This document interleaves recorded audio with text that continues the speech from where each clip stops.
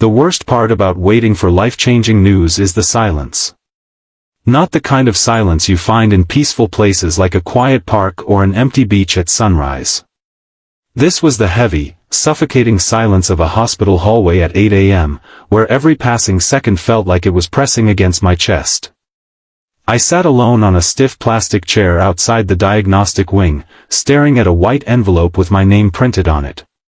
Inside were the results of the medical tests that might explain the strange symptoms that had been quietly stealing pieces of my life for months. My hands trembled slightly. The doctor had told me the results could change everything. And I was completely alone. But before that envelope would open, before I even had the courage to look inside, something strange happened. A woman in a dark suit rushed toward me with desperation in her eyes and whispered 6 words that would turn my entire life upside down. Pretend you're my husband. Just for today. If you believe kindness and second chances can change a life, take a moment right now to like the video, share it with someone who believes in good people, and subscribe to the channel. Stories like this remind us that sometimes the most unexpected moments lead to the greatest miracles. Because that morning, in that quiet hospital hallway, I thought my life might be ending. Instead, it was just beginning. 3 months earlier, my life had been painfully ordinary. I worked as a maintenance technician for a small apartment complex on the edge of the city. The job wasn't glamorous, but it paid enough to keep my tiny 1-bedroom apartment and cover the basics. Most days were predictable, fixing broken faucets, replacing light bulbs, patching drywall, and listening to tenants complain about things I couldn't control. I didn't have much family left. My parents had passed away years ago, and the only person who had truly been my anchor, my younger sister, Lila, had moved overseas after getting married. We still talked occasionally, but distance had a way of turning even close relationships into quiet memories. So when the strange fatigue began, I ignored it. At first it was small things. I felt exhausted after simple tasks. My hands would shake while climbing ladders. Some mornings I woke up feeling like I had run a marathon overnight. Then came the dizzy spells. One afternoon I fainted while repairing a broken ceiling fan in apartment 3B. That was the moment my boss forced me to see a doctor. Tests led to more tests. Blood work. Scans. Specialists. And eventually, the envelope. Which brought me back to that cold hospital hallway. I stared at it for a long time, wondering if opening it would mean losing the only life I had. That's when I heard the sound of hurried footsteps echoing toward me. A woman in a tailored navy suit rushed around the corner, breathing heavily like she had been running through the entire hospital. Her heels clicked sharply against the floor, but her face wasn't the face of someone worried about business meetings or phone calls. She looked desperate. Our eyes met for a split second. Then she did something completely unexpected. She walked straight toward me. "Excuse me," she said quickly, her voice controlled but strained. "I need a favor." Before I could even process what was happening, she leaned slightly closer and lowered her voice. "Pretend you're my husband. Just for today." For a moment I wondered if I had misunderstood her. Hospitals weren't exactly places where strangers asked other strangers to fake marriages. I blinked, confused. She must have noticed the shock on my face because she sighed, running a hand through her dark hair. "I know how this sounds," she said quickly. "But I don't have time to explain everything. My father is inside that room." She gestured toward a nearby door. "He's stubborn, proud, and convinced I'm alone in the world. If he sees me like this, he'll worry himself sick." I glanced at the door she pointed to. Through the frosted glass, I could see the shadow of someone lying in a hospital bed. "I just need 5 minutes," she continued. "You sit beside me. Hold my hand if necessary. Let him believe I'm not alone." Something in her eyes made it impossible to say no. Maybe it was the quiet panic. Maybe it was the exhaustion. Or maybe it was because, for the first time that morning, I wasn't the only person in the hallway carrying fear in my chest. So I nodded. Okay. Relief washed over her face instantly. Thank you, she whispered. And just like that, my ordinary life stepped into a story I never could have imagined. Her name was Elena. I didn't learn that immediately. In fact, when we first walked into the hospital room together, I barely knew anything about her except that she seemed confident on the outside but deeply shaken underneath. Her father looked older than his years. Machines hummed softly around him while sunlight filtered through the curtains. His face lit up the moment he saw her, but his eyes immediately shifted toward me with curiosity. She squeezed my hand gently. "Dad," she said, forcing a warm smile. "This is Daniel, my husband." Husband.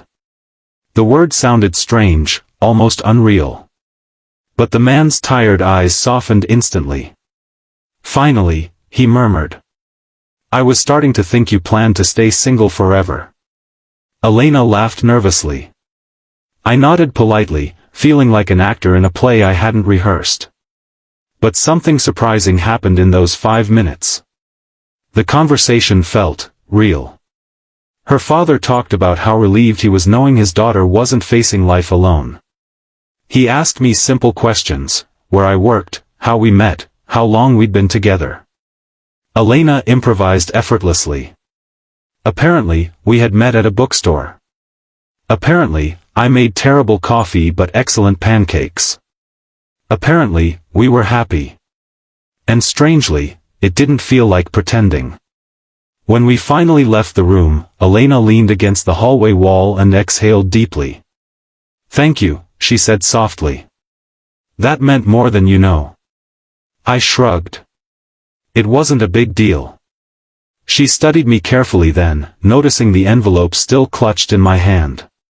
"You're waiting for results." It wasn't a question. I nodded. Her expression shifted from gratitude to quiet concern. "Are you alone?" I hesitated before answering. "Yes." For a moment, neither of us spoke. Then she did something unexpected again.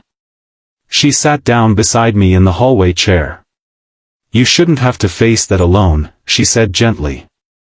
And somehow, a stranger who had asked me to pretend to be her husband had just become the first person that day who truly saw me.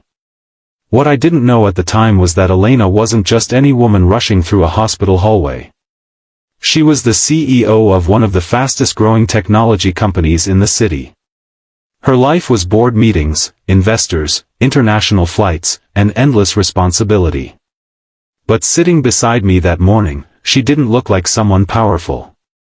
She looked like a daughter afraid of losing her father. And when the nurse finally called my name, my heart started racing. I stood slowly. The envelope felt heavier than before. Elena noticed my hesitation. "Whatever it says," she said quietly, "you don't have to read it alone." I looked at her. At the woman who had walked into my life less than 30 minutes earlier. And for the first time that morning, I didn't feel completely afraid. Inside the consultation room, the doctor explained everything carefully. Some of the words blurred together at first. Chronic condition. Treatable. Lifestyle changes. Long recovery. But one sentence stood out clearly above the rest. "It's serious," the doctor said gently, "but it's not a death sentence." The relief hit me like a wave. My hands shook. I hadn't realized how deeply I had prepared myself for the worst. When we stepped back into the hallway, Elena looked at my face anxiously. "Well?" I let out a breath I felt like I had been holding for months. "I'm going to be okay." She smiled. And in that moment, something strange happened. The fear that had dominated my morning disappeared, replaced by a quiet, unexpected hope. Over the next few weeks, Elena kept in touch. At first it was simple messages. Checking in. Asking how the treatment was going. Sometimes we met for coffee. Sometimes we laughed about the ridiculous story we had invented for her father. But slowly, those meetings became something more meaningful. We talked about life. About loneliness.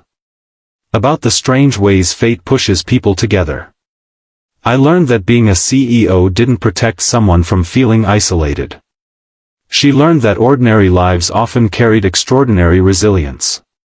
And one evening, while watching the city lights from a quiet rooftop cafe, she said something that stayed with me forever. "You know," she said softly, "pretending you were my husband that day was the first time in years I didn't feel completely alone." I looked at her, realizing the same thing had happened to me. Two strangers. Two broken moments. And somehow, one simple act of kindness had changed everything. Before this story ends, I want to ask something from you. If this story touched your heart even a little, please take a moment to like the video, share it with someone who needs hope today, and subscribe to the channel so more stories like this can reach people who need them. And before the ending, I have one small request for you.